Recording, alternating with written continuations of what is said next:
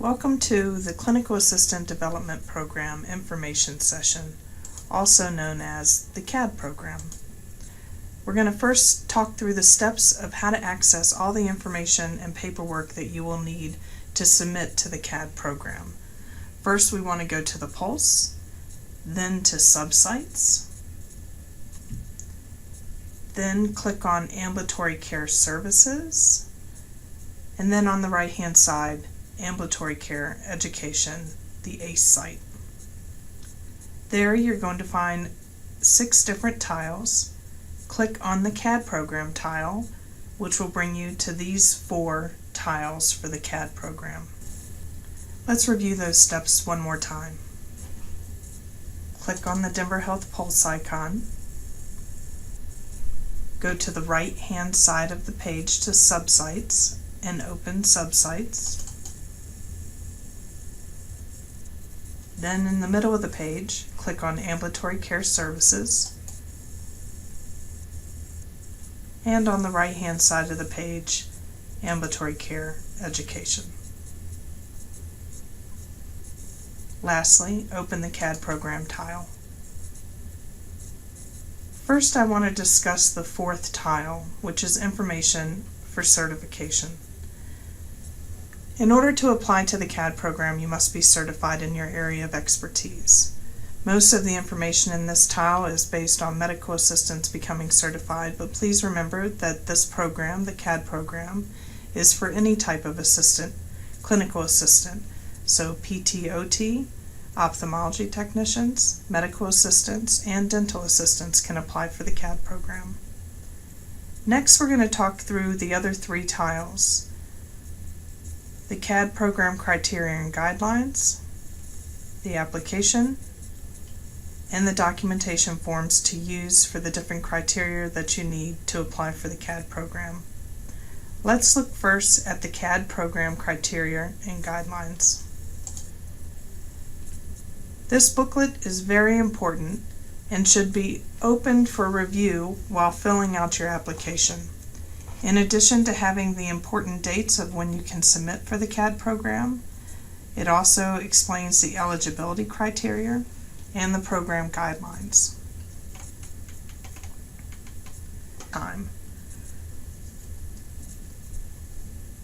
All of the work that is submitted in the CAD program application needs to have been completed within the last 12 months prior to submission. Eligibility is pretty specific and easy to read through, but we'll highlight a few things. You must be part-time or full-time status. You can't have any accountability-based performance issues of Reminder 1 or greater. And if you change your employee status to intermittent, this will disqualify you for the program. You also have to reapply annually at the deadline of your designated time that you submitted in the first place. And if you submit for level 1, it's 50 cents more an hour, and level 2 is $1 more an hour. Also, there are employment and years of experience requirements, so please read through this booklet. As we scroll down, you can see that each area has clear documentation of what is required to submit. So at this point, I'm going to pull up the application for the applicant's grid point summary. This is the CAD program applicant's grid point summary.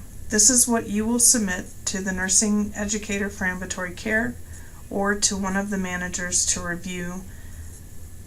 It does require 2 people to review for the CAD program, so keep that in mind when you submit your booklet.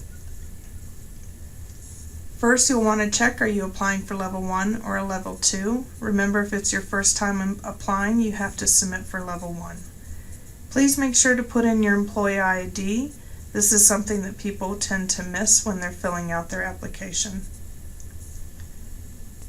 Again, the requirements are explained with level 1 and level 2. And now we're going to jump right in to goal number 1 and what documentation is being asked for to submit for the CAD program. and how to use the guideline booklet to explain what's needed to when you submit. So 1.1 is certification in your field. For this, I'm going to refer to the guideline and criteria booklet, and I can see 1.1, proof of certification in the field. The most common source of documentation is a copy of the certification. Pretty self-explanatory, but this is how you'll want to use the booklet and your application at the same time. Let's go back to the application. Again, we're back at the applicant grid point summary. 1.2, attendance in a degree-granting academic program, grade of C or better, achieved upon completion of academic courses. So if I go back to my guideline and criteria booklet, I can see 1.2 that the classes must have received a grade of C or better within 12 months preceding the date of the applicant is applying. Language classes can be claimed under section 1.3.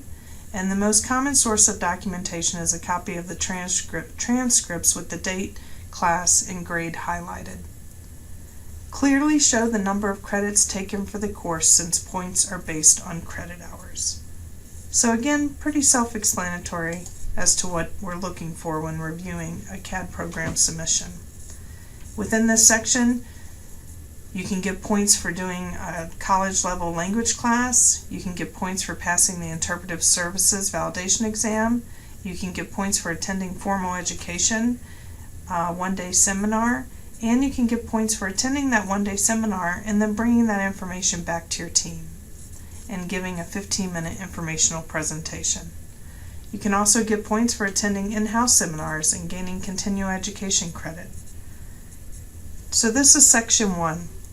I want to highlight that you have to have points in all 4 sections in order to apply. Let's move on to goal number 2, clinical expertise and certification.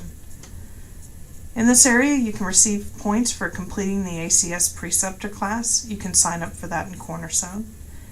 You can submit points if you're assigned as a preceptor of the unit for students or employees. Let's take a look back at the criteria guideline to see what forms are needed to submit for 2.1 and 2.2. So 2.1, it says that you can provide your Cornerstone transcript for credit for the CAD program.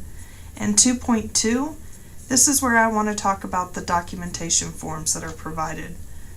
So it says a manager nurse educator letter is not accepted as the only proof of validation of precepting hours. Applicants are expected to document precepting hours using the precepting documentation form found on page 4. So if we go back to the CAD SharePoint site and we click on the tile that says documentation forms, we can pull up all of the standardized forms that are needed for applying to the CAD program. Please read the instructions carefully and use the forms properly. At this time, I'm going to take a few minutes and go over the forms that can be found in this tile.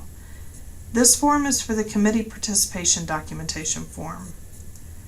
So you're going to want to write down your dates and the hours of the meetings that you attended. Some meetings that we may be involved in don't require an attendance record, so it'll be important for you to keep track of the things that you are involved in.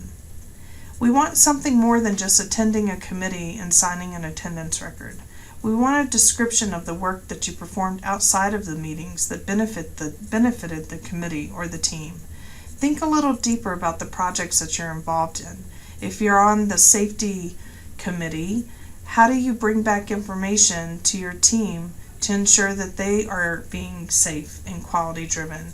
And what initiatives are you involved in that go above and beyond? Keep in mind that the CAD program is about recognizing people who go above and beyond. On the bottom of this form, you will either need the committee chair or the manager's signature.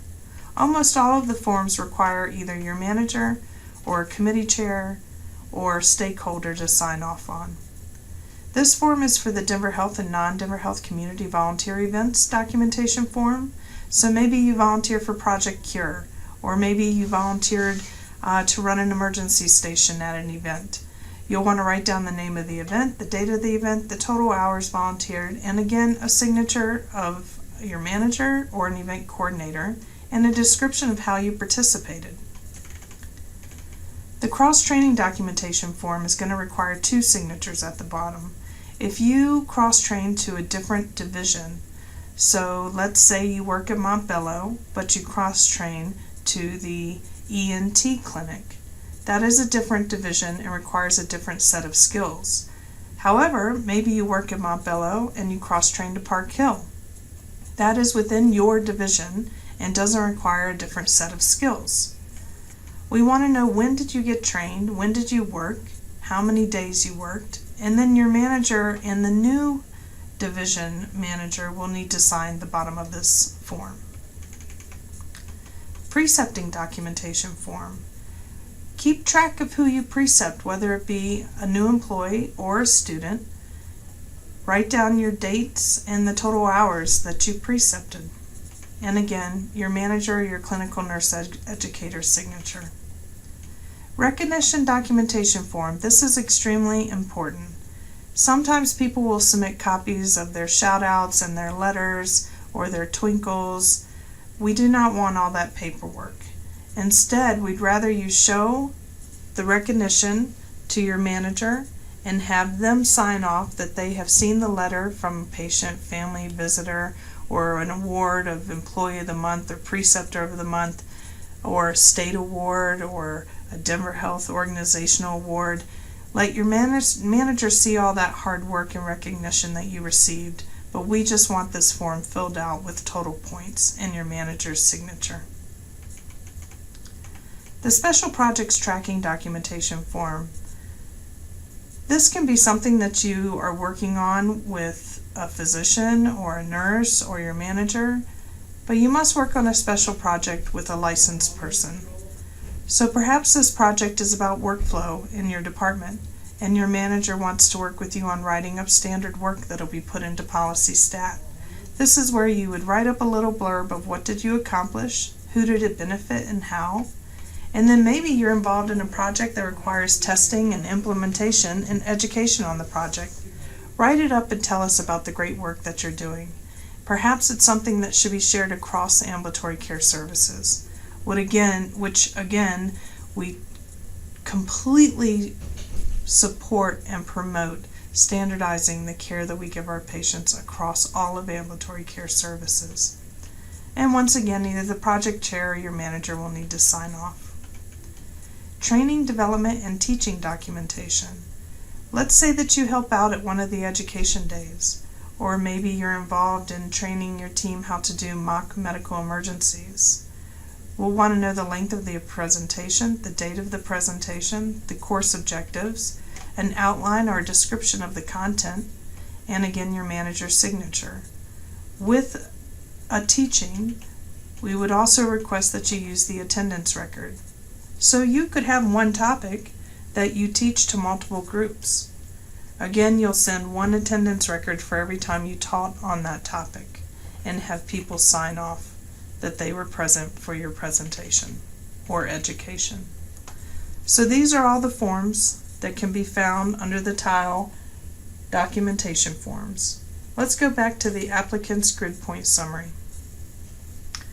We just talked about teaching and developing standard work, and look at 2.3a. Develop standard work competency education in coordination with a manager, the clinical nurse educator, staff, or the education department. B is teaching that standard work or that competency or that education in collaboration. You get 15 points for developing and 10 points for teaching. And that would be 10 points every time you taught that material. Perhaps you teach an ongoing certification class like a BLS class, 10 points for that class. 2.5 A, B, and C are related to cross-training, and 2.6 you get 1 point per year for as many years as you've been an assistant, which can be evident from your completion of your certificate or your diploma. Goal number 3 is process improvement and professionalism. This is where you're really going to highlight those special projects that you've worked on or the roles that you've played within your clinic as a super user or a safety officer. It's also where you're going to highlight what unit-based champion you are, and also your manager will need to highlight your attendance record. Again, we're looking for people who go above and beyond, so this is very important to fill out. Goal number 4 is contributions. This is where we want to know about all of the things that you volunteer for and all of the recognition that you've received from patients, co-workers, from this organization, from your manager, or maybe you've received an award internationally. But Section 4 is all devoted to that. That is the application process. Filling out this application and completing it fully. At the bottom, there's a manager attestation and verification. We need to have your name printed, your signature and the date, and your manager needs to attest that you passed your annual evaluation and on what date that was done, and then the manager needs to sign and date as well. When you submit your booklet, you'll submit the application and all of the documentation required, and you can submit it to your manager or to the clinical nurse educator in ambulatory care education. You will not need to submit the guideline booklet. That is used just by you to help fill out all of the information that's needed to submit for the CAD program. Again, we're looking for top-notch, high-performing employees, people who go above and beyond to make Denver Health the best it can be and provide the safest and quality-driven care to our patients. Thank you for your time, and of course, if you have any questions, please ask your manager or reach out to the clinical nurse educator for ambulatory care education.